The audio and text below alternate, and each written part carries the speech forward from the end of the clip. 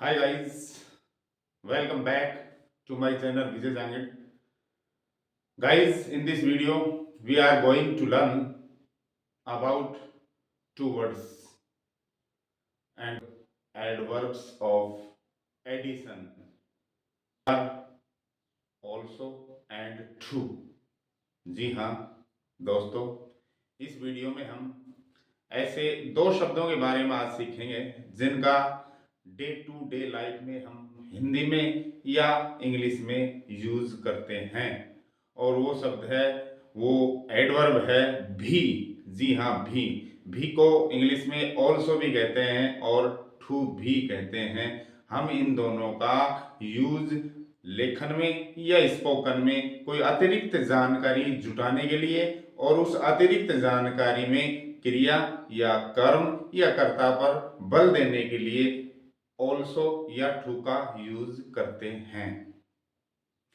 तो चलिए जानते हैं ऑल्सो का यूज वाइट में कहाँ किया जाता है, वाइट में ऑल्सो की पोजीशन कहाँ है और टू की पोजीशन कहाँ है। दोस्तों, इस भी शब्द के लिए हम ऑल्सो भी यूज कर सकते हैं और टू भी यूज कर सकते हैं। सिर्फ अंतर है वाक्य में इनकी स्थिति का। जब हम किसी बात में कोई और बात ऐड कर देते हैं और उस बात में भी हम किसी एक शब्द पर, क्रिया पर, कर्म पर या सब्जेक्ट पर स्ट्रेस करना चाहते हैं, बल देना चाहते हैं, तो वहां हम ऑल्सो या टू का यूज करते हैं। हिंदी के एक उदाहरण से मैं आपको समझा रहा हूं दोस्तों। जैसे मैं कहूं कि मैं एक यूट्यूबर हूं और फिर मैं दूसरी जानकारी और ऐड करूं कि मैं एक शिक्षक भी हूं।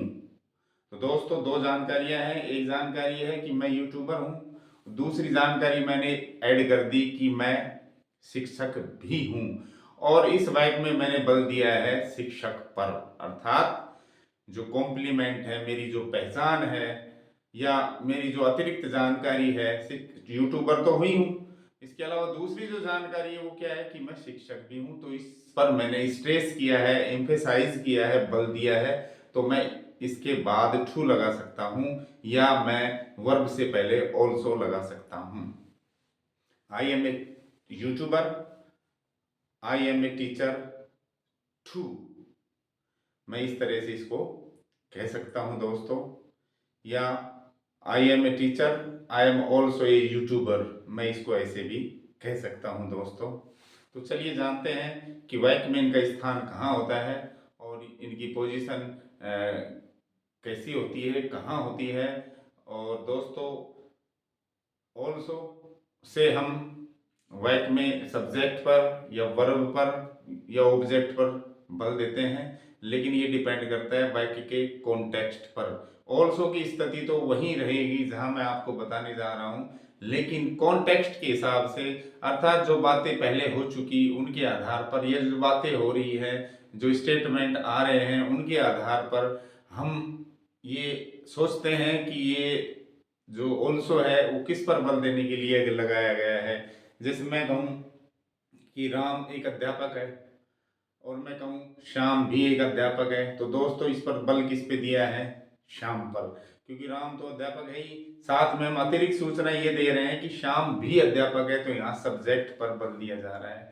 इसलिए मैं कहूँ मेरे पास एक साइकिल है, मेरे पास एक कार भी है, तो दोस्तों यहाँ पर कर्ता पर बल नहीं दिया गया, बल्कि ऑब्जेक्ट पर एक साइकिल, उसके बाद दूसरी सूचना मैंने जोड़ी है कि कार भी है, तो यहाँ बल किस पर लग रहा है? कार पर। तो चलिए जानते हैं कि ऑल्सो का यूज कहाँ करते हैं, इसकी वाक्य में पोजीशन क्या है और टू का प्रयोग कहाँ किया जाता है। दोस्तों, ऑल्सो का ये दोनों क्या है? Adverb of addition. एडिशन का मतलब जोड़ना। ये वाक्य में कुछ अतिरिक्त जोड़ते हैं, इसलिए इनका नाम है एडवर्ब ऑफ एडिशन, अर्थात अतिरिक्त सूचना जोड़ने वाले क्रिया विशेषण। ये दोनों है, ऑल्सो और टू, दोनों का अर्थ भी होता है। ऑल्सो की जो स्थिति है वाक्य में वो मिड होती है, मिड पोजीशन। मिड पोजीशन का मतलब है सब्जेक्ट और मुख्य क्रिया के बीच में होगा ये हमेशा। बी एक वर्ब होती है दोस्तों, बी, और बी जो वर्ब है वो हेल्पिंग वर्ब भी हो सकती है और मेन वर्ब भी हो सकती है। जब ये मेन वर्ब होती है, बी के जो फॉर्म है इज, एम, आर, वोज, वर, जब ये मेन वर्ब के रूप में होते हैं तो इनके बाद या तो नाउन मिलती है या एडजेक्टिव विशेषण मिलता है जो कि कॉम्प्लीमेंट का काम करते हैं, सब्जेक्ट कॉम्प्लीमेंट का। मेरे कहने का मतलब है is am are was verb के बाद ऑल्सो लगाया जाता है और ऑल्सो के बाद नाउन या एडजेक्टिव होता है। जब भी खाली जगह से पहले बी वर्ब दी हुई हो, is am are was verb, और खाली जगह के बाद नाउन या प्रोनाउन या कहूंगी सब्जेक्ट कॉम्प्लीमेंट दिया हुआ है तो वहां पर ऑल्सो ही फिट होगा। इसके अलावा बी वर्ब जो है वो हेल्पिंग वर्ब भी हो सकती है। जब ये हेल्पिंग वर्ब होती है बी का मतलब is am are was verb, जब ये हेल्पिंग वर्ब होती है तो दोस्तों इसके बाद आईएनजी फॉर्म मेन वर्ब की मिलती है, तो हम ऑल्सो का प्रयोग मेन वर्ब के तुरंत पहले करेंगे। मेन वर्ब वाक्य में कभी भी हो और उससे पहले खाली जगह है तो मेन वर्ब से पहले ऑल्सो ही आता है। तो दोस्तों main verb is am are was verb, खाली जगह, फिर सब्जेक्ट कॉम्प्लीमेंट यानी नाउन या प्रोनाउन है, नाउन या एडजेक्टिव है तो यहाँ ऑल्सो भरेंगे। दोस्तों बी वर्ब यानी is am are was verb, फिर खाली जगह है, फिर आईएनजी फॉर्म है तो हम यहाँ पर ऑल्सो भरेंगे। इसके अलावा सब्जेक्ट सहायक क्रिया, फिर खाली जगह, फिर मेन वर्ब आ रही है तो मेन वर्ब से पहले हमेशा ऑल्सो ही भरा जाएगा। कई बार क्या होता है कि हेल्पिंग वर्ब नहीं आती है, सब्जेक्ट खाली जगह और मेन वर्ब ही आती है, फर्स्ट फॉर्म या सेकंड फॉर्म, सब्जेक्ट फिर खाली जगह फिर मेन वर्ब, तो मेन वर्ब से तुरंत पहले ही ऑल्सो बनेंगे। कई बार हेल्पिंग वर्ब भी आ जाती है दोस्तों, तो हेल्पिंग वर्ब के बाद और मेन वर्ब से पहले ऑल्सो भरते हैं। कई बार ऐसा होता है कि हेल्पिंग वर्ब 2 या 3 शब्दों की आ जाती है तो हमें ऑल्सो पहले शब्द के बाद लगाना है। जैसे हैज बीन है दोस्तों, हैज बीन तो हैज के बाद बीन से पहले, या मैं कहूं विल हैव बीन, 3 शब्दों की हेल्पिंग वर्ब है तो पहले शब्द के यानी विल के तुरंत बाद ऑल्सो लगाया जाएगा, विल ऑल्सो हैव बीन। इसी तरह खाली जगह के बाद बी या बीइंग या बीन भी आ सकता है, बी बीइंग या बीन भी आ सकता है जो कि सहायक क्रिया का एक हिस्सा रहेगा, जैसे can be, is being, have been. तो पहली सहायक क्रिया के तुरंत बाद ऑल्सो लगाएं, उसके बाद बी हो सकता है, बीइंग हो सकता है, बीन हो सकता है या हैव बीन हो सकता है। निष्कर्ष ये है कि जब भी हमें ऑल्सो लगाना है वाक्य में तो वो मुख्य क्रिया से पहले आता है, और बी अगर लिंकिंग वर्ब है मुख्य क्रिया तो is am are was verb के तुरंत बाद आता है। अगर वाक्य में सब्जेक्ट उसके बाद खाली जगह फिर मेन वर्ब है तो मेन वर्ब से पहले ऑल्सो आता है। अगर सेंटेंस में हेल्पिंग वर्ब और मेन वर्ब दोनों हैं और हेल्पिंग वर्ब एक ही है, एक शब्द वाली, तो उसके तुरंत बाद ऑल्सो आता है। 2 शब्द वाली हेल्पिंग वर्ब है जैसे हैज बीन तो दोनों के बीच में ऑल्सो आता है। 3 शब्द वाली हेल्पिंग वर्ब है जैसे विल हैव बीन तो पहले शब्द के यानी विल के बाद ही ऑल्सो आएगा, हैव बीन एक साथ रहेगा फिर मेन वर्ब। दोस्तों ये बात हुई इसके पोजीशन की कि ऑल्सो कहाँ आएगा, be also subject complement, is am are also ING form, subject सहायक क्रिया ऑल्सो मेन वर्ब, कई बार हेल्पिंग वर्ब नहीं आती है तो सब्जेक्ट ऑल्सो फर्स्ट फॉर्म या सेकंड फॉर्म। नोट 2 या 3 शब्दों की सहायक क्रिया में पहले शब्द के बाद ऑल्सो का यूज होता है, बाकी ये उदाहरणों से अच्छी समझ में आएगी हमारे। दूसरी बात जो नेगेटिव सेंटेंस होता है जिसमें नोट लगाओ, चाहे वो इंटेरोगेटिव भी हो साथ में, लेकिन अगर वाक्य नेगेटिव है तो उसमें हम ऑल्सो का यूज नहीं कर सकते, तो उस वाक्य में हम किसका यूज करेंगे, फिर ईदर का यूज करते हैं, ईदर। नकारात्मक वाक्य में ऑल्सो की जगह ये भी वाला अर्थ लेने के लिए इसका अर्थ भी होगा, ईदर का यूज वाक्यांत में होता है, वाक्य के अंत में हम ईदर का यूज करेंगे और ईदर भी यही अर्थ देगा भी, लेकिन हम ऑल्सो का यूज नोट वाले वाक्यों में नहीं कर सकते हैं। ऑल्सो जो है किसी भी वाक्य में सब्जेक्ट पर बल दे सकता है या क्रिया पर बल दे सकता है, एक्शन पर या ऑब्जेक्ट पर बल दे सकता है। जो अतिरिक्त हम सूचना जोड़ते हैं उस पर किसी न किसी चीज को तो हम एक्स्ट्रा जोड़ते ही हैं, तो उस पर बल देने के लिए हम क्या करते हैं, ऑल्सो का यूज करते हैं। जैसे अभी मैंने एक सेंटेंस बताया था कि मेरे पास एक बाइक है, मेरे पास एक कार है, तो मैं बल किस पे दूंगा, दूसरी सूचना क्या जोड़ रहा हूँ, कार तो यही, दूसरी बाइक है, तो बाइक पर, यानी मेरे पास एक कार है और एक बाइक भी है, तो वहां पर हम क्या करते हैं, ऑल्सो का यूज करते हैं। तो ये सब्जेक्ट एक्शन या ऑब्जेक्ट पर बल देता है। वर्ब से हम कैसे पता चलाएं कि ये किस पर बल दे रहा है, ये निर्भर करता है कॉन्टेक्स्ट पर, संदर्भ पर। ऑल्सो तो वही रखा जाएगा जहां मैंने बताया है, लेकिन बल किस पर दे रहा है ये पता चलता है संदर्भ पर, यानी बात जो चल रही है, जो सूचना हमें मिल रही है अतिरिक्त, उस पर हम अपने आप पहचान लेंगे कॉन्टेक्स्ट के हिसाब से कि बल किस पर है। जैसे मैं कह रहा हूँ राम पार्टी में आया था, श्याम भी पार्टी में आया था, तो यह बल किस पर दिया गया है, राम तो आया था, श्याम पर बल दिया गया है, तो श्याम जो ऑल्सो है किस पर बल देगा, कर्ता पर।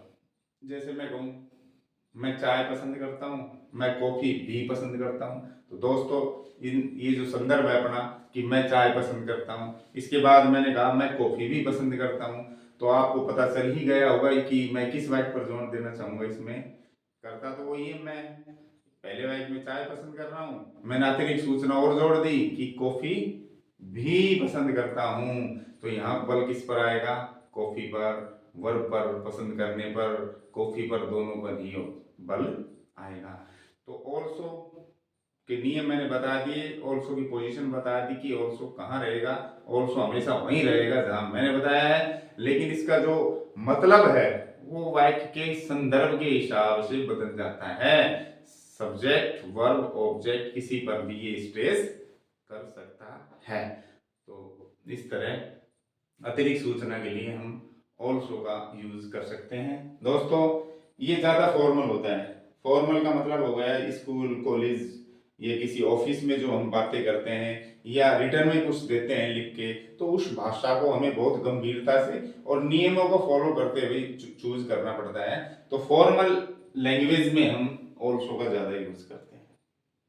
ये लेखन और स्पीकिंग दोनों में प्रभावी है, बोलने में भी और लिखने में भी हम इसका यूज करते हैं। वाक्य के प्रारंभ में अगर ऑल्सो लग गया, उसके बाद कोमा है, देखिए वाक्य के प्रारंभ में भी अगर ऑल्सो लग गया तो ये पूरे वाक्य पर ही बल देता है, सब्जेक्ट पर भी, वर्ब पर भी और ऑब्जेक्ट पर भी, वाक्य से पहले लग करके। दोस्तों कुछ उदाहरण है, देखते हैं। अब मैंने क्या इसमें अतिरिक्त सूचना दे रखी है और पहले वाला वाक्य भी मैंने दे रखा है। अक्सर पहले वाला वाक्य नहीं मिलता है फिर भी हमसे खाली जगह में भरवाया जाता है, तो हम उसको काल्पनिक ढंग से उसका जो संदर्भ है वो मान लिया जाता है, मान के फिर हम उसमें हम ये भरते हैं। या बोलचाल में जब हम बात कर रहे होते हैं तो हमें संदर्भ मालूम होता ही है कि बल किस पर देना है। देखिए राम इज ऑनेस्ट, राम ईमानदार है, ही इज काइंड, वो दयालु है, करता वही है राम, इसमें भी वही करता है राम, लेकिन इसमें ईमानदार बताया था, उसके बारे में उसकी पहचान और भी बढ़ा दी, इसने अतिरिक्त जानकारी दे दी क्या कि दयालु भी है।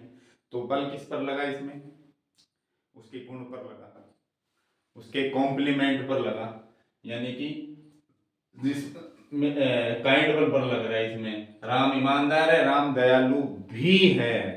तो इसका भरने का तरीका क्या है कि इज एम आर अगर आया है वाक्य में, is am are was verb, और खाली जगह के बाद को सब्जेक्ट कॉम्प्लीमेंट आया है अर्थात नाउन या विशेषण, जैसे पहला रूल था।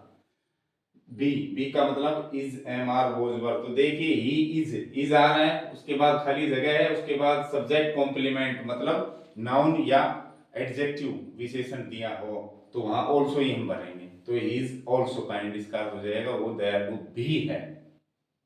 दोस्तों अगला सेंटेंस देखिए, I am going to the market, तो वही इसमें आ रहा है, बी वर्ब आ रहा है, उसके बाद खाली जगह है, फिर आईएनजी फॉर्म लगी हुई है, देखिए गोइंग मेन वर्ब है, तो is am are was verb खाली जगह और मेन वर्ब आईएनजी फॉर्म, तो भी हम मेन वर्ब और इज एम आर के बाद ही ऑल्सो का यूज करते हैं। I am also going to the market, इसका मतलब क्या हुआ कि मैं कहीं और तो जा ही रहा हूं, मैं बाजार भी जा रहा हूं, तो यहां पर वर्ब को स्ट्रेस किया गया है, जो एक्शन हो रहा है जाने का उस पर स्ट्रेस हो रहा है।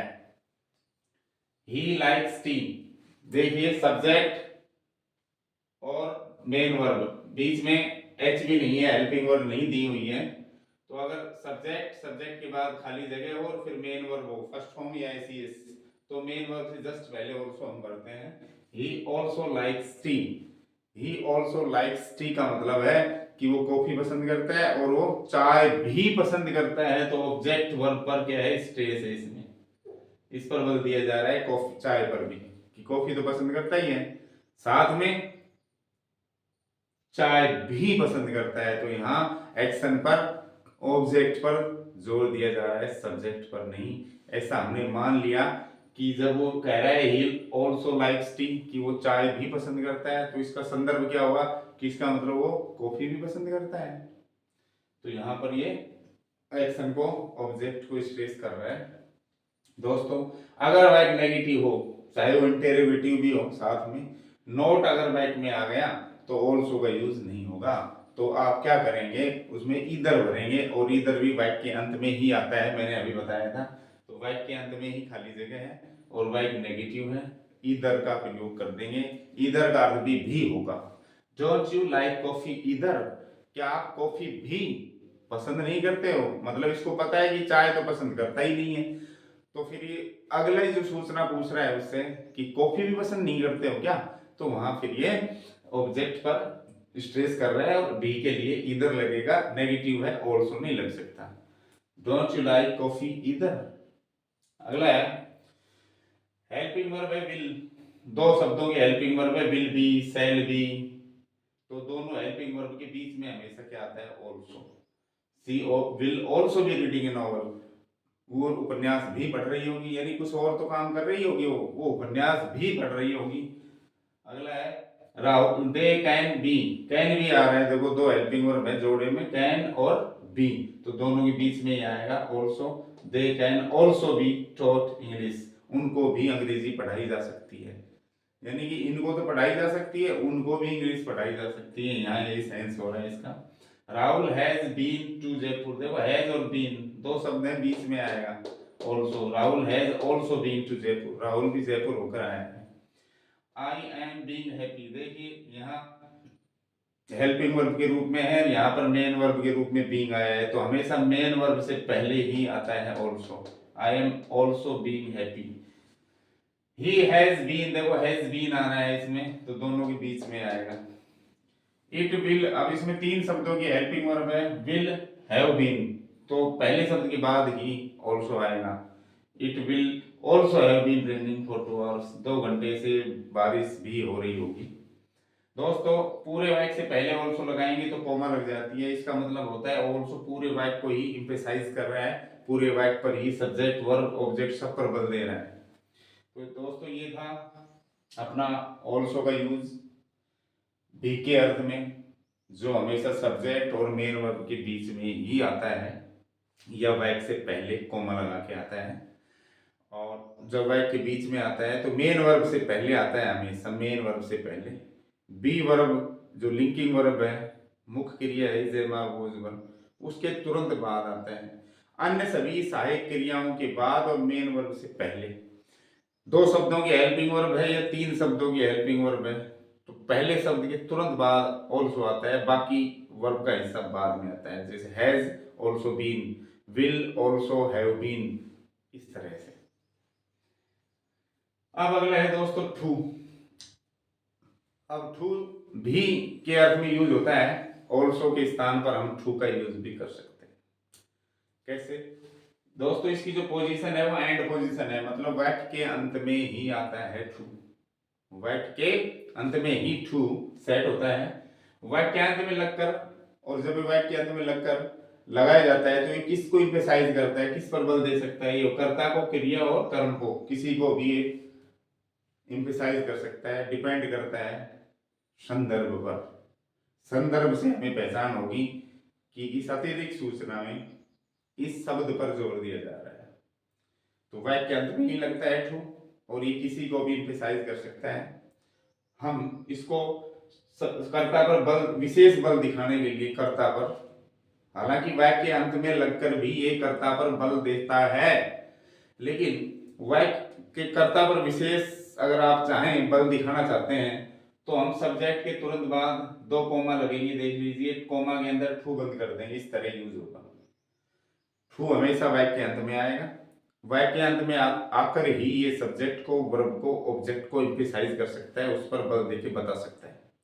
लेकिन हम इसको सब्जेक्ट के तुरंत बाद कोमा में बंद करके नीचे कोमा लगा के भी यूज कर सकते हैं, जिससे बिल्कुल क्लियर रहेगा कि ये सब्जेक्ट को ही एम्फेसाइज कर रहा है। दोस्तों एज वेल के स्थान पर यूज हो सकता है ये, जहां हम एज वेल लगाएंगे, एज वेल ज्यादा फॉर्मल है बजाय टू के। तो एज वेल जहां लगता है वाक्य में, एज वेल वाक्य अंत में ही लगता है, अतिरिक्त सूचना ही देता है और इसका अर्थ भी होता है। तो एज वेल के स्थान पर भी हम टू लगा सकते हैं। नेगेटिव वाक्य में टू के स्थान पर इधर का यूज वाक्यांत में होता है। जैसे नेगेटिव वाक्य में ऑल्सो का यूज नहीं कर सकते, वैसे ही नेगेटिव वाक्य में टू का यूज भी हम नहीं कर सकते। तो क्या कर सकते हैं, टू की बजाय भी के अर्थ में इधर का यूज करते हैं, वो भी वाक्यांत में सेम ऑल्सो की तरह।